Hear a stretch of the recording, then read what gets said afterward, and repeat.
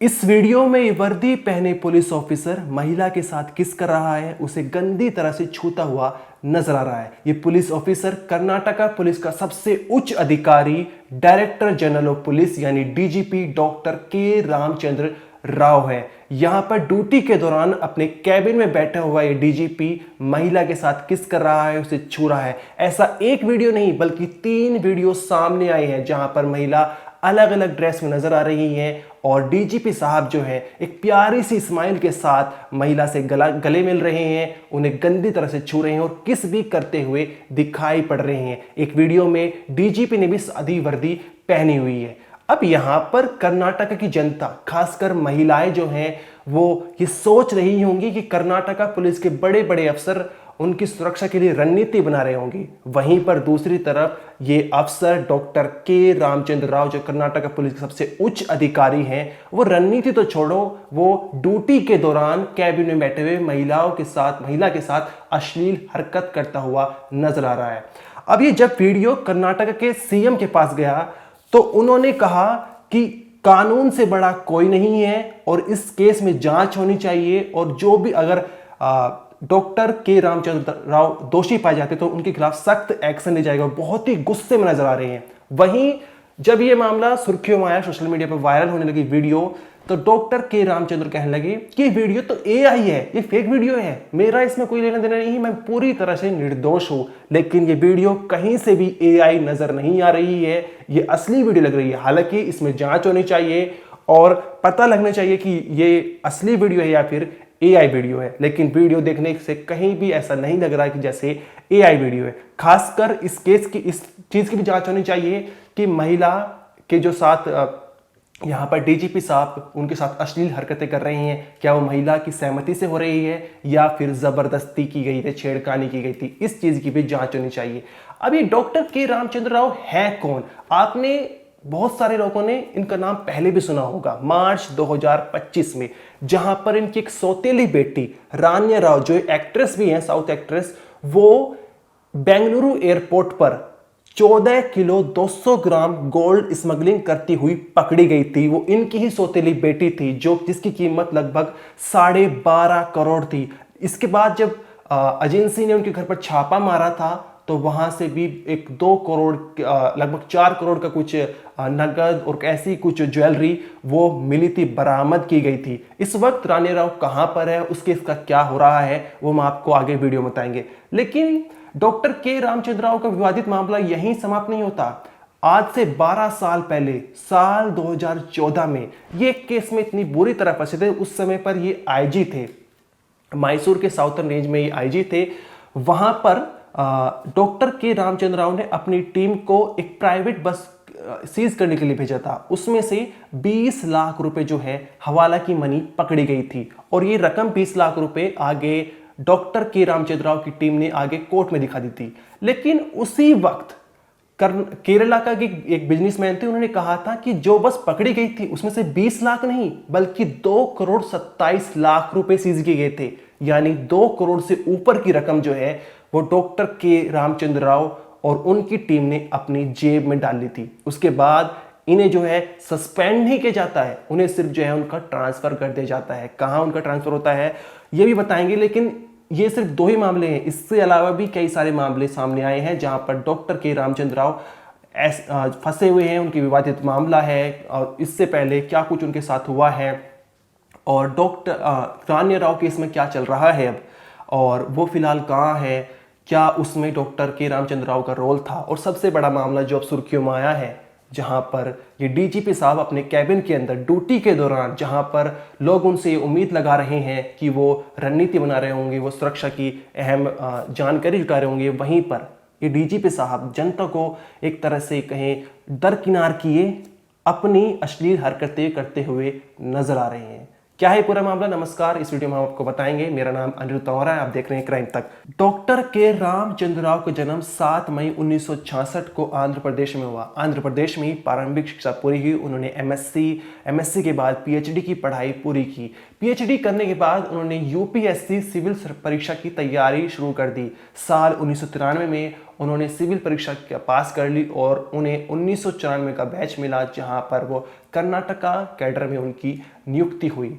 उन्होंने आईपीएस बनने के बाद कर्नाटका पुलिस महकमे में उनके कई बड़े पद पर भी तैनात रहे हैं और सबसे पहला उनका विवादित मामला साल 2014 में आता है, जहां पर वो मैसूर के साउथ रेंज में आईजी के पद पर यानी इंस्पेक्टर जनरल ऑफ पुलिस के पद पर तैनात थे। उस दौरान उनका एक गनमैन होता था और एक गनमैन से कहते थे कि रोड पर जाओ और जांच पड़ताल के दौरान, चेकिंग के दौरान अगर तुम्हें कोई भी व्हीकल जिस पे डाउट होता है, जिसमें लग सकता है कि कुछ इलीगल मनी या इलीगल ज्वेलरी वगैरह जारी हो, तो उसको सीज कर लेना। इस दौरान जो है 4 जनवरी को एक पुलिस की टीम जो है, जिसका नेतृत्व डॉक्टर राम के चंद्र राव कर रहे थे, वो एक प्राइवेट बस को सीज कर लेते हैं। उसमें 20 लाख रुपए पाए जाते हैं, ऐसा ये कोर्ट में दिखाते हैं।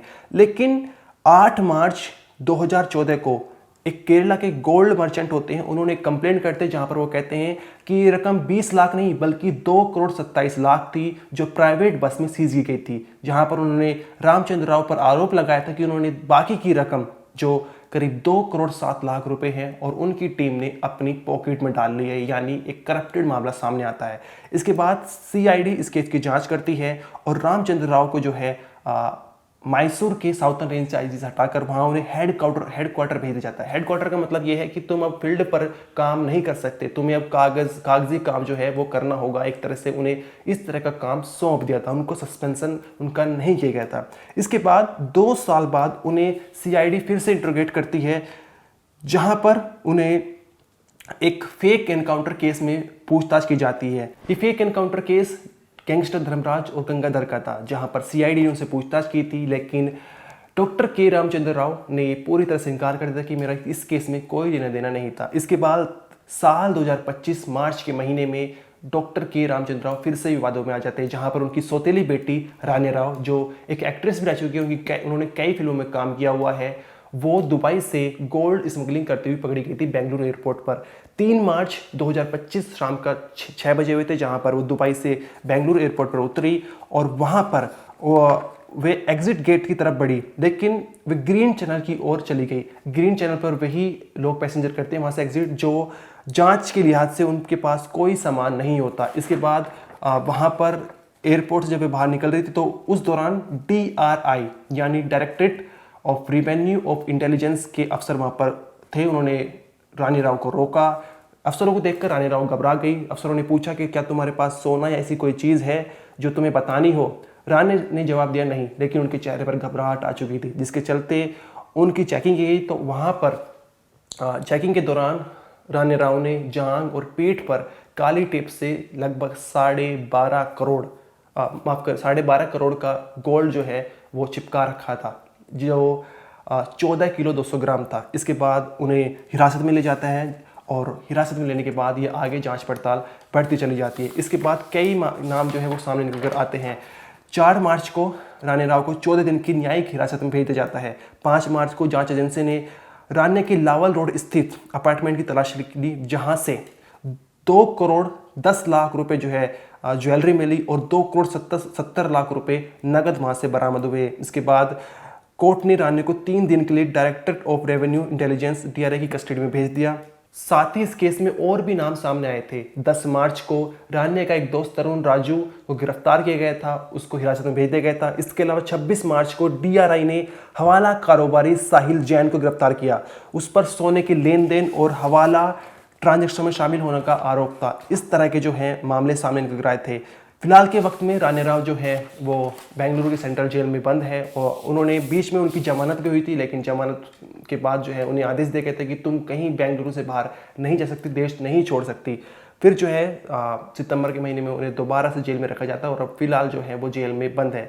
इस मामले में भी डॉक्टर के रामचंद्र राव ने पल्ला झाड़ लिया था। उनका कहना था कि मेरी बेटी से कोई लेना देना नहीं है। 4 महीने पहले उसकी शादी हो चुकी थी, ये मार्च 2025 की बात है, और मेरा अब बेटी से कोई लेना देना नहीं है। साथ ही उन्होंने कहा था कि मेरे ऊपर कोई भी दाग नहीं लगा हुआ है। उसकी आप आर्टिकल की कटिंग देख सकते हैं, जहाँ पर उन्होंने पूरी क्लियरली मेंशन किया हुआ कि मेरे ऊपर कोई भी काला दाग नहीं है। लेकिन जब जाँच पड़ताल की गई और तो पता चला कि 2014 में ये एक करप्टेड केस में पकड़े गए थे, जहाँ पर 20 लाख रुपए की चीज़ को दिखा देता, लेकिन असली में जो पकड़ी गई थी वो 2,27,00,000 रुपए थी, बाकी की रकम इनकी जेब में गई थी, ऐसा सामने निकल रहा था। साथ ही हम आपको बता दें, जब रानी राव का केस सामने आया था तो मई 2025 में उन्हें कंपलसरी लीव पर भेज दिया जाता है कर्नाटक सरकार के द्वारा। लेकिन 11 अगस्त 2025 को ऐसे करप्टेड और जिनकी बेटी एक गोल्ड स्मगलिंग में पकड़ी गई हुई थी, उस ऑफिसर को दोबारा से 11 अगस्त 2025 को डीजीपी बना दिया जाता है, जहां पर कहा जाता है कि डायरेक्टरेट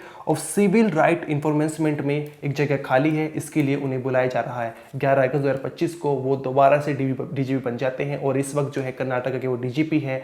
और अब उनके 3 वीडियो ऐसे सामने आते हैं जहां पर वे कैबिन के अंदर ड्यूटी के दौरान महिला के साथ किस कर रहे हैं, उसके साथ अश्लील हरकतें कर रहे हैं, गंदी जगह पर छू रहे हैं। अब इसकी जांच होनी चाहिए, क्या ये एआई वीडियो है, फेक वीडियो है, या फिर ये सही वीडियो है। वहीं हम आपको बता दें, कर्नाटक के सीएम ने भी ये कह दिया है, सिद्धारमैया ने, कि अगर ये वीडियो सच सामने निकल आती है तो कितना ही बड़ा अधिकारी हो, वो कानून से ऊपर नहीं है, उसके खिलाफ सख्त से सख्त एक्शन ले जाएगा। वो बहुत ही गुस्से में है। और साथ ही हम आपको बता दें, इसकी जांच होनी चाहिए, वीडियो की इस चीज़ की भी जांच होनी चाहिए कि क्या ये जो अश्लील हरकतें हो रही थी ये महिला की सहमति से हो रही थी या फिर नहीं। इस मामले में इतना ही। आपका जो भी कहना है कमेंट सेक्शन में जरूर बताइए। इस वीडियो में इतना ही। आप देखते रहिए क्राइम तक।